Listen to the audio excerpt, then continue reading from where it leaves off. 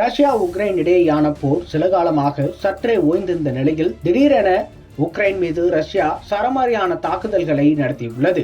Energy உட்கட்டமைப்பை குறிவைத்து அதிநவீன தொழில்நுட்பம் மூலம் இந்த தாக்குதலை நடத்தியதாக ரஷ்யா தெரிவித்துள்ளது. மறுபுறம் மேற்குலக நாடுகள் தங்களை காப்பாற்ற உதவ வேண்டும் என்று உக்ரைன் கோரிக்கை விடுத்துள்ளது. உக்ரைன் மற்றும் ரஷ்யா இடையே போர் கடந்த பல மாதங்களாக தொடர்ந்து வருகிறது. இடையில் சில காலம் இந்த போர் சற்றே ஓய்ந்திருந்தது. இருதரப்பும் பெரிய அளவில் தாக்குதல் நடத்தாமல் இருந்தன. இதற்கிடையே உக்ரைன் மீதான தாக்குதலை திடீரென மீண்டும் ரஷ்யா தீவிரமாக்கியுள்ளது.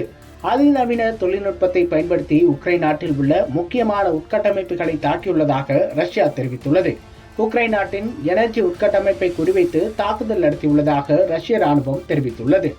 மேலும் உக்ரைன் நாட்டில் உள்ள அணைகள், மின்சார உற்பத்தி நிலையங்களை குறிவைத்தும் தாக்குதல் நடத்தப்பட்டுள்ளது. இலக்குகள் மீது துல்லியமாக தாக்குதல் நடத்த அதிநவீன ஆயுதங்களை பயன்படுத்தியதை ரஷ்யா உறுதி செய்துள்ளது.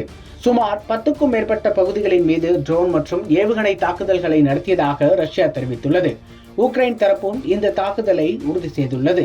ட்ரோன்கள், கப்பல் ஏவுகணைகள் மற்றும் ஹைப்பர்சோனிக் ஏவுகணைகள் மூலம் தாக்குதல் நடந்ததாக உக்ரைன் அதிபர் ஜெலன்ஸ்கி தெரிவித்துள்ளார்.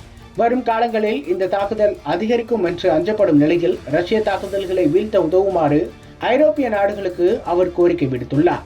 இது தொடர்பாக அவர் கூறுகையில், ஐரோப்பிய நாடுகளுக்கு அருகில் உள்ள பல பகுதிகள் உட்பட 100க்கும் மேற்பட்ட இடங்களில் ஏவுகணைகள் மற்றும் ட்ரோன் தாக்குதல் நடந்தது. அந்த ஐரோப்பிய நாடுகள் எங்களுடன் இணைந்து செயல்பட்டால் அப்பாவி உயிர்களை காப்பாற்ற முடியும் என்று குறிப்பிடுகிறார். உக்ரைன் நாட்டில் உள்ள முக்கிய உட்கட்டமைப்புகளை குறிவைத்து ரஷ்யா சரமாரியான ஏவுகணை தாக்குதலை நடத்தியுள்ளது. இதனால் அங்கே மீண்டும் பரபரப்பு ஏற்பட்டுள்ளது. சுமார் 10 இடங்களை குறிவைத்து 100 ஏவுகணைகள், 100 ட்ரோன்கள் மூலம் ரஷ்யா இந்த தாக்குதல்களை நடத்தியுள்ளது. இந்த மோசமான தாக்குதலில் குறைந்தது 5 பேர் உயிரிழந்துள்ளனர். மேலும் பலர் காயமடைந்துள்ள நிலையில் உயிரிழப்புகள் மேலும் அதிகரிக்கலாம் என்று அஞ்சப்படுகிறது. முக்கிய உட்கட்டமைப்புகளை குறிவைத்து தாக்குதல் நடத்தியதால் பல இடங்களில் மின்சாரம் துண்டிக்கப்பட்டுள்ளது.